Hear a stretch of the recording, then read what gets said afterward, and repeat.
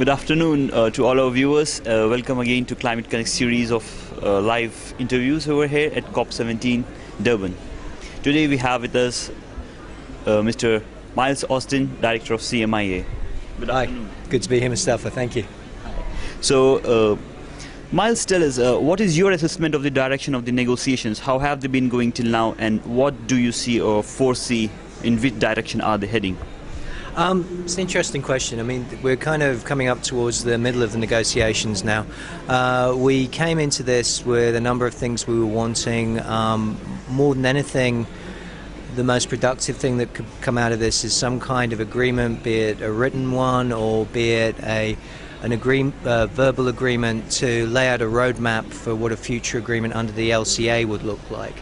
I mean, there's been quite a lot of discussion around that became public during the Panama Intersessional. We're really hoping that there'll be some clear goals laid out and some clear timelines. So I understand that the European Union is pushing for an agreement in 2015 to take effect in 2020. It's going to be far more overarching than the current agreement is, with a number of with the clear aim of hoping to be able to produce something that could bring the US on board, and also some of the large emitters that are emerging, such as China and India, but obviously in a different way to the way that developed economies come on board. Okay, so it's linked maybe, yeah, but we have very recently seen that the carbon markets are not doing as well as they were doing it's not even 2-3 months ago. So what do you see? What do you see is going on, and when will this market stabilize, or what's going on? I think that the indication that the price is giving in Europe at the moment is very much to do with a number of very short-term issues that are unique to the EU ETS. So if you look at what's happening in Europe at the moment, we have the NER 300, which is the auction of 300 million tonnes of EUAs from phase 3. Those are going to come in, and the money in theory is going to be used to fund clean energy projects, developing clean energy and so on within Europe. We also have further advanced auctioning of phase 3 allowances. So you have allowances coming in from 2013 into 2012. Plus we also have the restrictions on HFC, which will come in at the end of 2012. So you have a lot of volume that's coming into 2012 that won't come in the subsequent years, and that's acting to push down prices. But we would anticipate that that's a short-term issue and it will recover. I mean, in terms of the wider context, what's going on in the world, I mean, we see a lot of action that's taking place, and quite a lot of it outside of the UNFCCC process. And I think that's the kind of thing that the overarching framework that hopefully the LCA will produce at some point needs to be able to take into account and essentially plug into whatever it is that they're developing. We have things like the New Zealand trading scheme. We have the newly agreed Australian trading scheme that will take place in 2015. If you look over to the US, we have AB 32. Further up in Canada, there are 3, maybe 4 states that are in the various stages of developing cap and trade schemes, which will be able to plug into AB 32. So by the time Australia comes online in 2015, you might have AB 32 connected to 3 Canadian states, which would be quite something.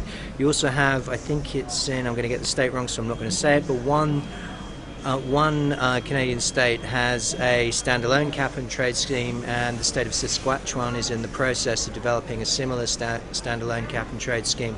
If you look further across, if you look at India has renewable energy and energy efficiency trading schemes that are being brought online. And then if you look at China has 7 low carbon development zones, some of which will have some kind of trading as an experiment in there. They've already committed in public to taking on an economy-wide cap by the end of this decade. Whether or not that means an economy-wide cap and trade scheme, we don't know, but we know that there'll be some trading in there. So, and who am I forgetting? I'm forgetting South Korea. South Korea is also developing a cap and trade scheme. We have the voluntary trading schemes within Japan.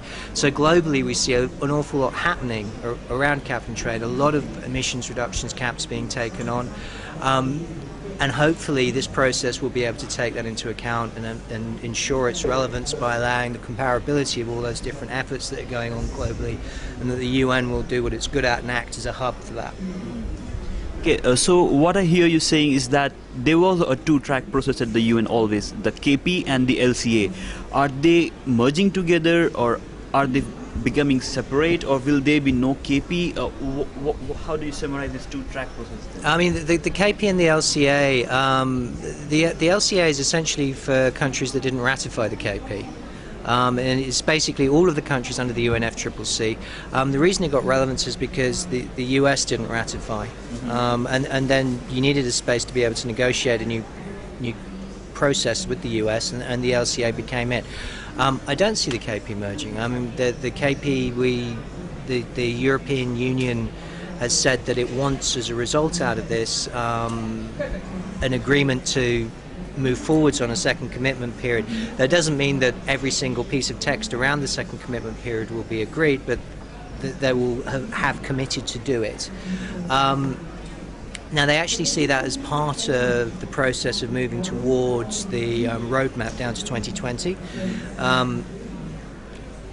So, yeah, I mean, as far as we can see at the moment, you know, what the future of the KP is after the second commitment period, we don't know. Will it merge into the new agreement? I don't know. Will it stay as kind of like maybe one of the things that docks into it? We simply don't know. Okay, so you also spoke about 2015 and 2020 being the next point of years from where a new trading scheme is being talked about. So what would be the impact on the markets, the climate markets, of this talk, or this gap between the first phase and the second phase? Well, as I said, 2015 is when the EU would like to have an agreement set, and 2020 is when it will come into effect. I mean, in Europe, the European Emissions Trading Scheme runs anyway, whatever happens here, and all the other areas that I just outlined will be running anyway. So